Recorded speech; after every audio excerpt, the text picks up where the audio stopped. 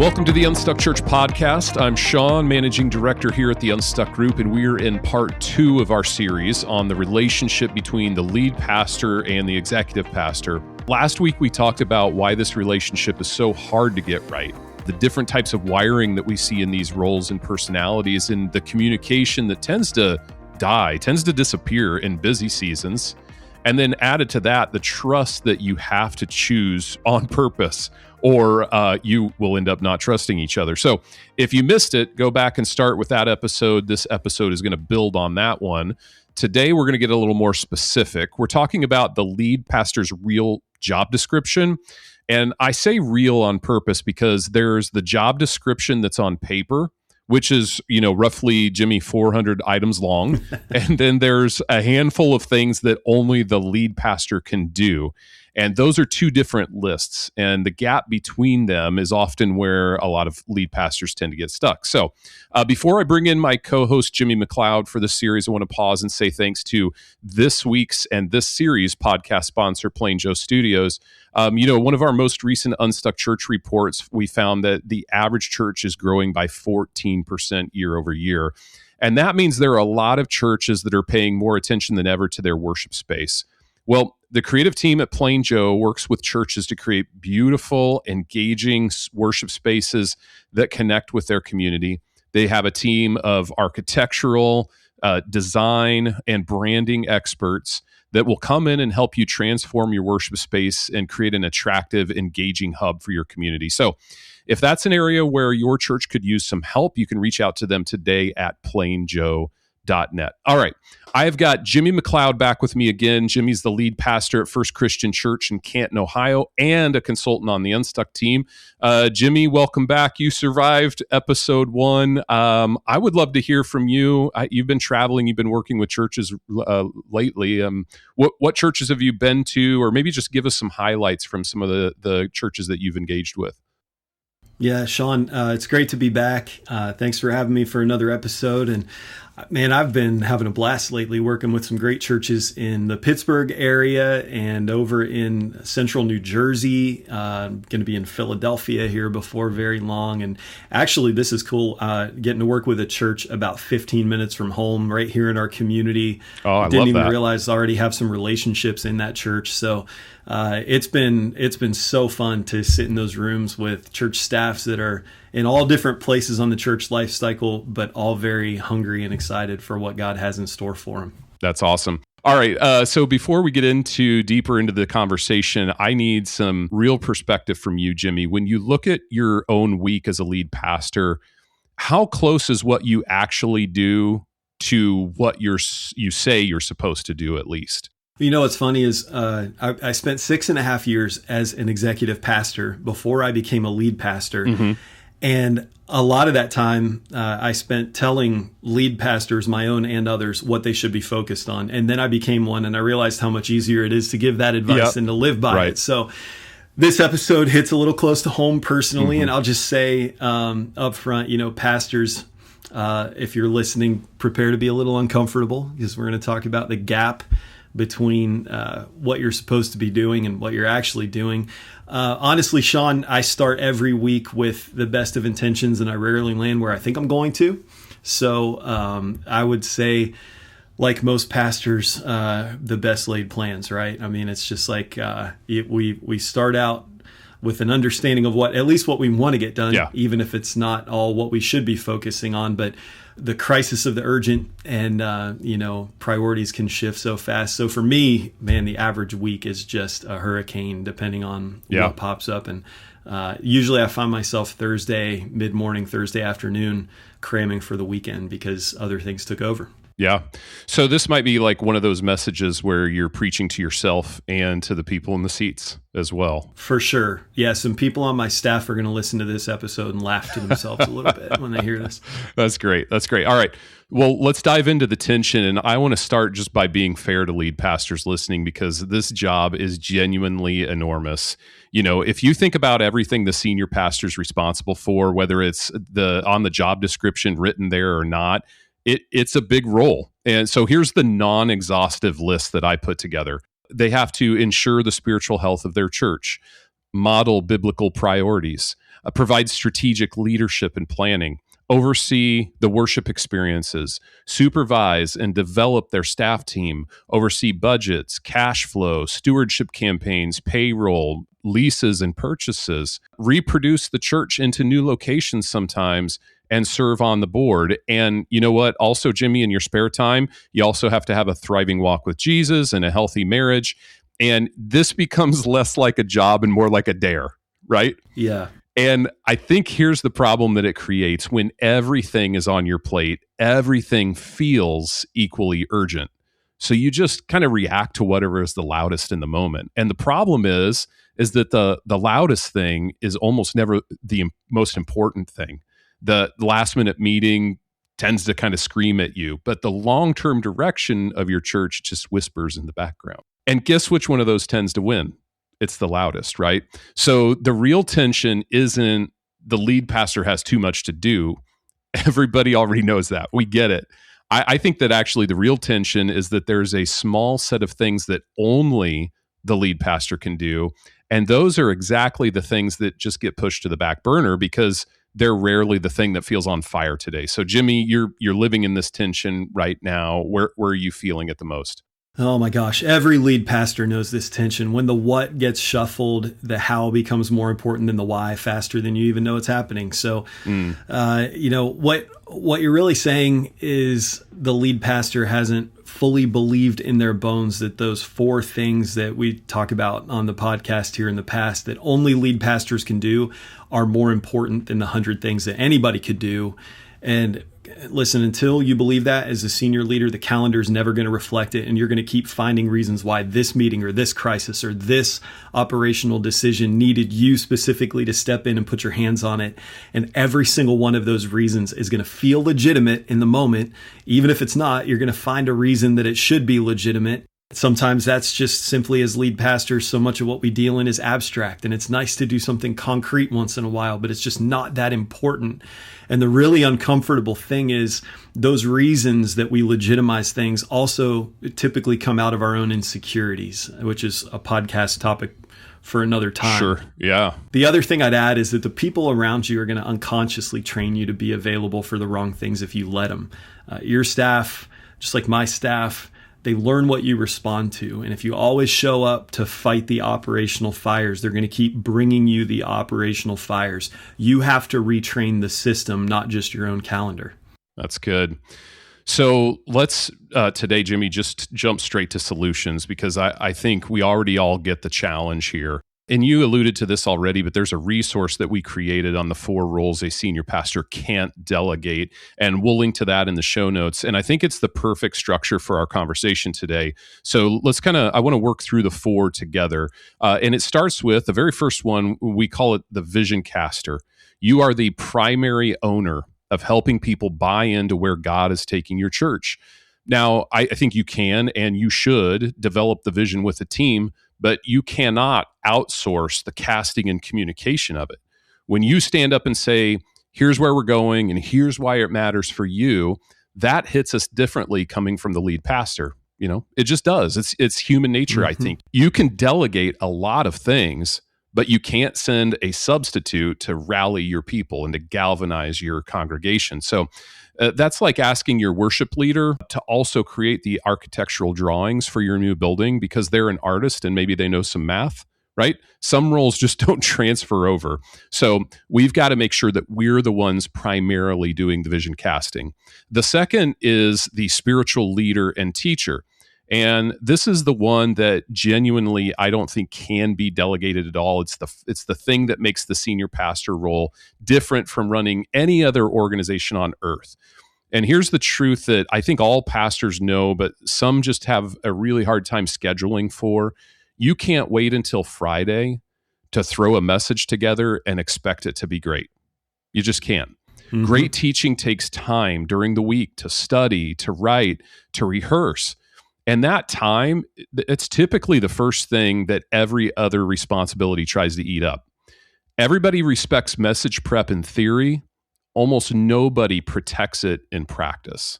So, Jimmy, where have you personally experienced either some hits or some misses when it comes to these 2 roles specifically? Yeah, I'll be honest about a miss first because I think it's more useful. Early in my time as a lead pastor, I let message prep get eaten alive.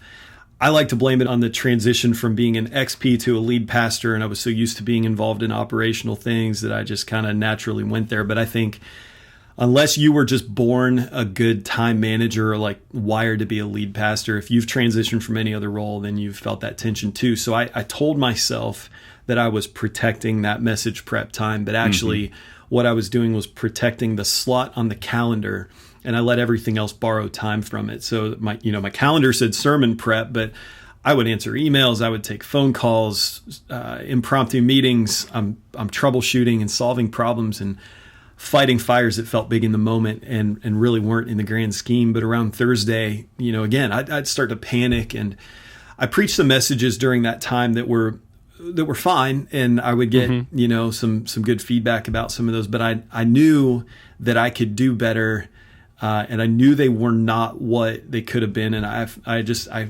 lived in this kind of guilty tension that our church deserved better. So on the vision side, what I've learned is casting vision, and I think this mentality will help with your calendar too and protecting your sermon prep time. Casting vision is not just a big Sunday moment. It's not just an annual State of the Church talk. It's not a big Vision Sunday. Casting vision effectively is the hundreds of small moments during the week where you're either reinforcing where you're going or where you're not reinforcing where you're going. And that's where you're going as a leader and where you're going organizationally. Lead pastors who are buried in operations miss most of those moments without even realizing it. And when you do realize it, you just get discouraged because you realized you failed to lead well in a season. And then you start this internal narrative where you tell yourself that people aren't following your lead and you don't have what it takes. And if you can't even walk out the vision for yourself, how would you or anyone else be able to walk it out? And you just spiral. So the whole time your team is waiting for you to step up and lead, and you don't notice it because you're just caught up in the day to day. That's so true.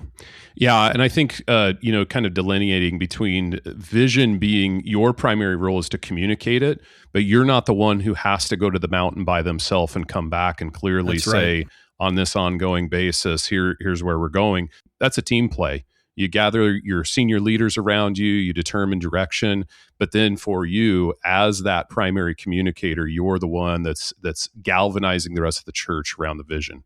Absolutely. I started using a calendaring methodology years ago called time blocking, and I've had to just become unapologetically protective of my calendar in more recent seasons. And I have an assistant who's really good at protecting my calendar too, but there are just days where people need something from me, and instinctively I want to give that to them, and I just have to say no because the best yes for my church is to say no in the moment. That's so good. Yeah. And our friend Lance Witt, just a few podcasts ago, talked about that as part of one of the habits that helps pastors lead towards having a healthy soul and maintaining a healthy soul over time. So that's a really key practical step that a lot of pastors need to take. All right, let's move on to the other two of the four roles that a senior pastor can't delegate. Role 3 is the leader of leaders. And, as the church grows, the pastor's job has to shift from doing the ministry to leading the people who lead the ministry. In our book that you can download, we make the point, and I love this, the 4 stages of leadership. And if you think back, we just did a podcast on this: lead by example, lead by delegating, lead through empowerment, and lead through vision. And most pastors get stuck somewhere in that framework. Small church pastors tend to get stuck by only leading through example, doing it all themselves.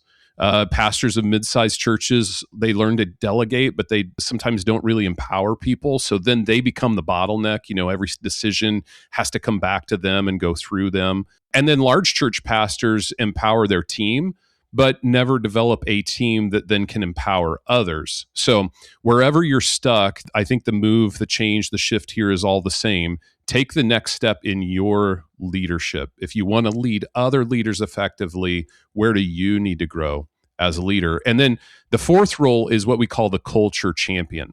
Culture is just a set of behaviors that you model, you tolerate, and celebrate.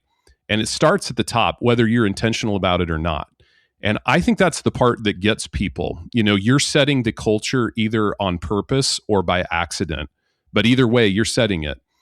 There's a line in the Four Roles book that I think it feels like a punch in the gut, and maybe not necessarily intended to be that, but it says, whatever you don't like about your church's culture is probably a reflection of how you operate. That's a thought I think that should cause all of us to pause for a second, and at the very least do a quick mental assessment on where our mode of operation might be negatively affecting our culture. Jimmy, anything that you would add to that?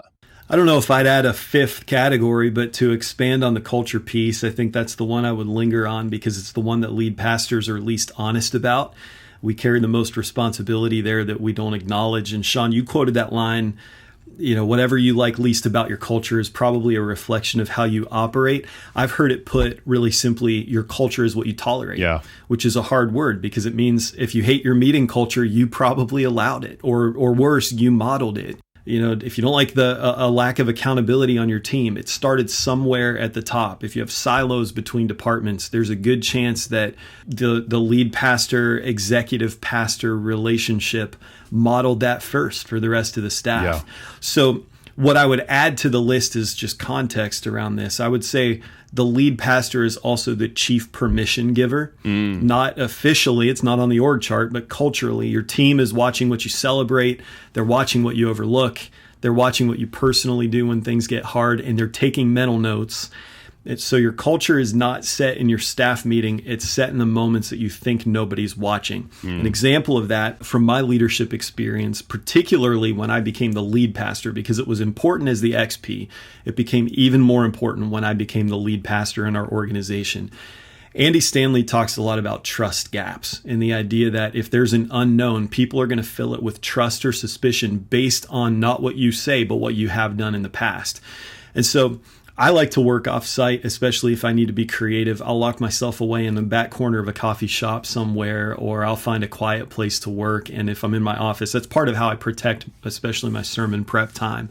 And so there would be afternoons where I'd get through lunch and handle a couple of things, and then I'd pack my bag and I'd leave and I'd go somewhere and write for the afternoon. But not everybody knew that's what I was doing. And I took for granted that they did, or at least that they would assume that I was somewhere getting work done. And I found out the hard way that there were some people who did not assume that. In fact, they assumed that I was checking out early and going home, or, that I was just slacking and phoning it in. And so I had to work extra hard because I want us to have a low management, high accountability culture. I had to work really hard to proactively fill those gaps with trust and not suspicion, so that other people didn't begin to do what I was, or at least what they thought I was doing. Because I didn't want to have a culture that tolerated low accountability, tolerated, laziness. We want to be free and flexible to work the way that we need to work and get things done. But that started with me, and I had to change the way that I communicated so that I could still do what I needed to do, but strengthen our culture in the process and not weaken it, which I had unknowingly been doing. Yeah, that's really good. Those are tough shifts too, because you want to make sure that your team is believing the best. And I think that's something that you have to protect and teach as well. Believing the best is an important part of their culture. In fact, I've seen that show up specifically on some teams' culture shaping behaviors lists. As we work with them on site, we're going to choose to believe the best. We're going to fill those gaps with trust over suspicion. That can lead to, of course, a more healthy culture for us in the long run. So for you to model that, for you to set that as a key expectation is really important. All right, so let's talk about what senior pastors can do starting this week to begin to address all of this. And I'd like to start here. Your job as a lead pastor is to protect these 4 things that only you can do. And then I would say aggressively delegate almost everything else. As our friend Lance Witt says, you are the boss of your schedule. You have to take control. Jimmy, you talked about how you've done that in the past. So go back to that giant job description for a second. Most of what's on it, overseeing the budgets, coordinating staff meetings, monitoring your facilities, the operational machinery of the church, that's important. It matters, but it doesn't have to be done by you. The other 4 things that are on that, if you don't do them, literally nobody else can. Everything else is negotiable. So the filter for this is, I think, pretty simple. For anything that's on your plate, ask, is this one of the only 4 that I can do? Or am I just the one who's always done it? Because here's what happens to a lot of lead pastors. I think they delegate the stuff they're bad at and hold on to the stuff that they enjoy, even when somebody else should own it. And that's not really delegation. That's just kind of throwing your veggies and keeping the dessert. Have you ever done that, Jimmy? My kids do that all the time. Yeah, I might have modeled that culture for our family, but yes. The real discipline, I think, here is letting go of good things, right? Things that, that you enjoy and you might even be good at, so that you have room for the things that only you can do. And then I would say after that, get really practical and just track your time for 1 week. And I know this actually takes more time from you, but I think it's worth it. I want you to actually write down where all the hours go and then sort every block of time into one of, let me just call them 2 buckets.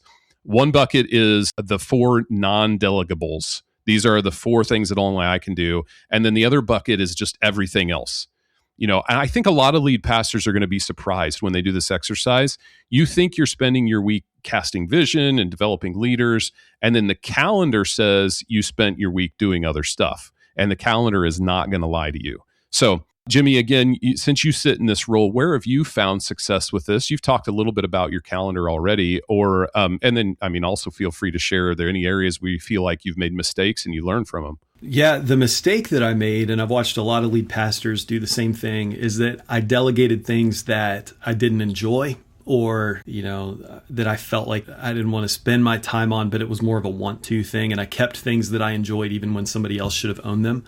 And Sean, you named that exactly right. It's not stewardship. It's self-indulgence dressed up as leadership. So the discipline that I've had to develop is asking the right questions. It's not, can I do this? Because most lead pastors, they can find a way to say yes to that question.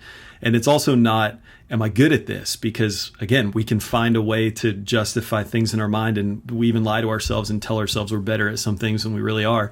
But the question we need to ask is, should I be the one doing this? Or am I just the one who's always done it? Or do I want to hold on to this because I have a pride issue or a control issue, or it's an insecurity, or I just want an easy box to check? Those are completely different questions, those 3 questions. Not can I, not am I good at this, but should I do this?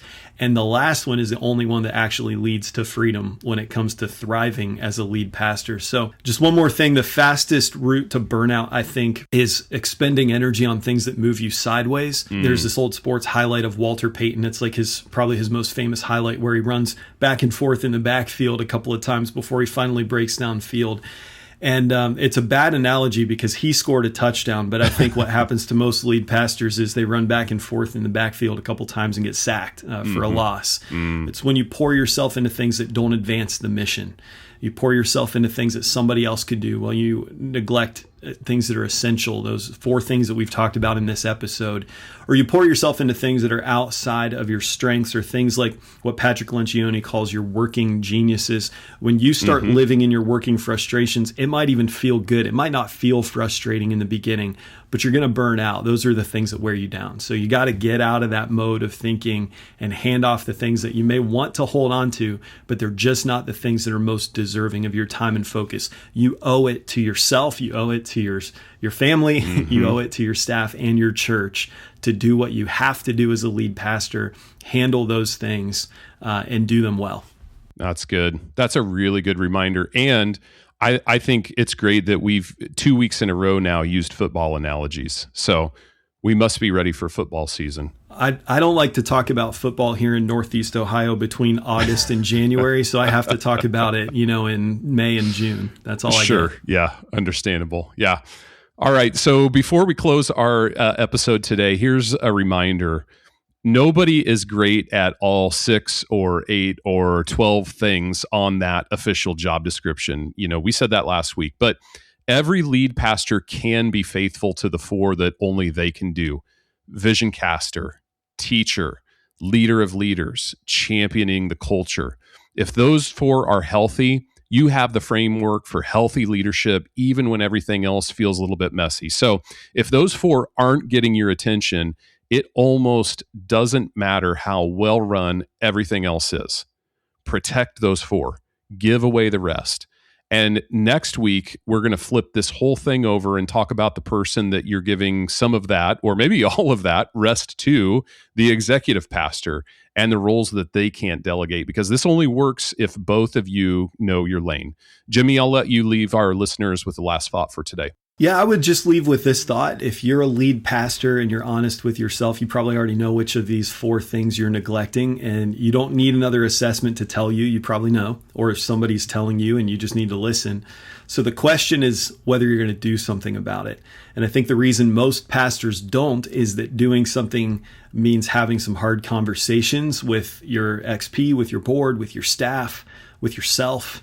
And you've got to have those conversations about what you're giving away and what you're keeping and why. So those are risky conversations. They're not fun. But the other side of it is when you actually protect those 4 critical roles for a lead pastor, the 4 things only you can do. When you do show up fully as the vision caster and the teacher and the leader of leaders and the culture champion, not only will you feel it, but your church feels it, your team feels it. And there's a version of this job that's genuinely life-giving, but it starts when you stop playing everybody else's position and you make the main thing the main thing. All right, well, that's it for episode 2. If you're listening and you realize your job isn't primarily built around these 4 roles, that's actually good news. Now you know what to fix. So if you'd like some outside help sorting out who should own what on your team, that's right in the center of what we do at the Unstuck Group. We help pastors lead unstuck churches that are healthy and growing, and by getting your staffing and structure clear. And that's one of the most freeing things you can do as a leader. So you can start a conversation with us today at theunstuckgroup.com/start. Thanks for listening. We'll see you next week for the Executive Pastor's Turn.